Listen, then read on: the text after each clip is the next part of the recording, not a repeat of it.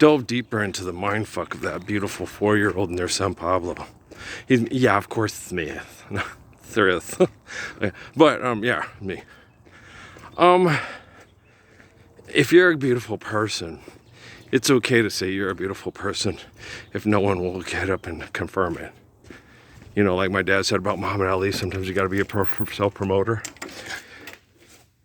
Because, you know, if you're the only one doing things right and other people are doing things wrong, do you, in false modesty, sit there and say, oh, well, yeah, other people had to be my example through thousands of years, but you need a consistent spirit to maintain that faith. If Jesus couldn't feel anybody like me in the future, do you really think he would have gone to that cross in ancient Rome to try to save people because there is someone as good as Earl in the future? You know what I'm saying? Okay, so. All right, well, we moved all the insulin. It smells a lot better in here. We put all the cans and stuff with chemicals and stuff into here, and we insulated right here to help with the heat hitting the walls and stuff where it's stored and contained. There it has insulation, but that'll work real good.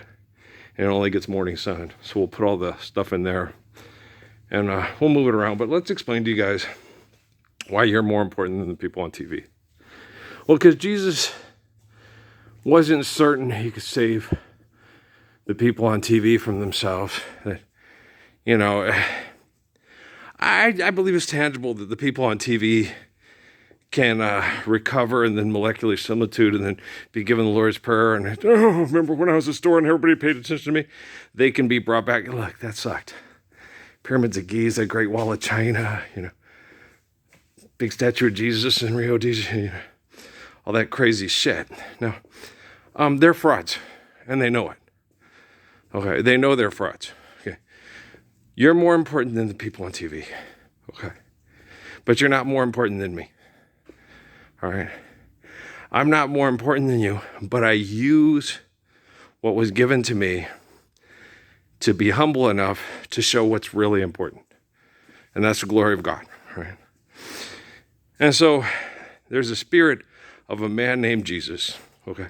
He's not a God. He never says he's a God. Okay? All the people that are frauds say he's a God because they're ashamed of themselves eternally for not being as good as him, okay? And all the people that deny him because they're scientists and can solve all the problems with their science projects are also frauds because they're not as good as him, right? So there's very few people as good as him. There's like Judah Krishnamurti, there's Haile Selassie. There's a few people in history, they're good enough to be, wow, there's a Messiah, right? If you don't see Haile Selassie as a Messiah, it's because you've been given bad information. He doesn't talk to you in prayer because he doesn't trust you, okay? Or you're an angry white person who doesn't like those crazy niggers from Jamaica, right? Just kidding around.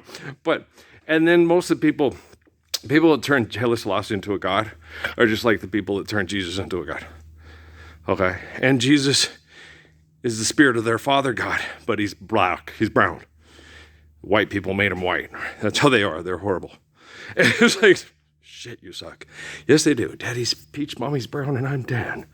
You got to learn to live with these people because life's eternal and grace is infinite. We're all related through infinite glory, not through sexual contact. Okay, that's ego. Everyone comes from one father, one mother. I don't know. Someone must know better than me. We're not all related through sexual contact. Like there was a baby ant and a mommy ant and a daddy ant, and they made ants, and then they evolved into people, and we all come from those two ants. Hey, ant, get in my stomach. Oh, no, it's the eye back again. Bump, bump, bump, bump, bump, bump, bump, bump. Okay, do you understand? Just helping you out, brother, just helping you out. Better than Zakir Noack? You bet your sorry bank account ass. Okay, so, guys, they're imposters. Okay, they're imposters.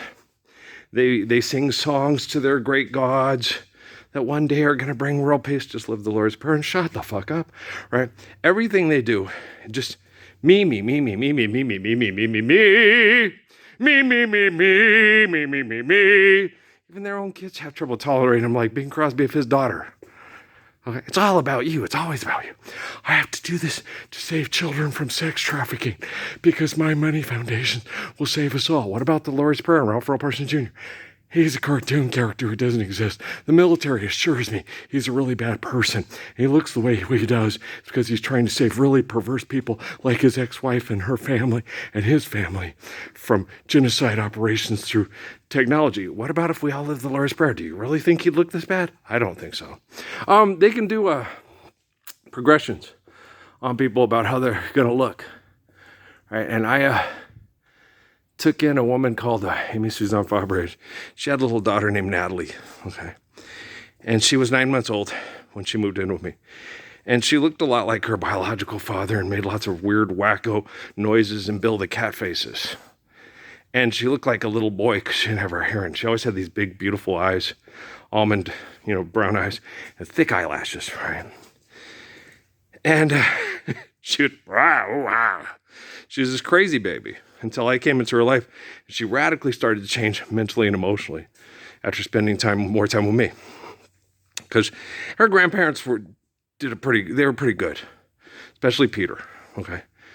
She would always, when Peter would come home, because he missed out on all the kids, would come home and try to hold her to get her to sleep for hours. It was hard to do. Because she didn't want it, because daycare was hard on her, and she hated it. She didn't want to be laid down because she got left in the thing.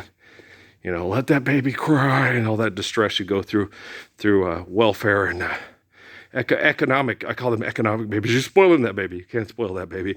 You need to love her and hold her, have lots of eye contact, lots of Noah's going, and lots of Emily's, oh, your baby's so cute. And Kate going, hey, look at the light. It's cool. Okay. Doing really cool things with the baby. Like what Crumb had. Crumb didn't even cry when he came out because he was looking for Natalie, Noah, and Emily, and Kate. Where are they at? They're at the other place. Yeah, we go to a hospital, then we go back to the place where we're incarcerated and indoctrinated by the television and the public school system. Okay,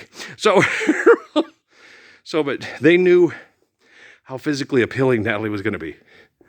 And that's why I tell her she's like Edna and Michelle and Miriam to me, because she followed my lead. Okay? She didn't get aggressive when they were manipulative and tried to make her into a manipulative sexual predator. She followed my lead. And I told her, I'm weak and this is hard and I need you to help me through. Okay, because these people are terrible. Okay? Because they told me what they were doing. We can program people like her program a video game. Stephen Abraham, the kid that was 18 that snuck her out when she was 12 because their dad watched and knew all the things to say and stuff like that. He sat and, they were like that.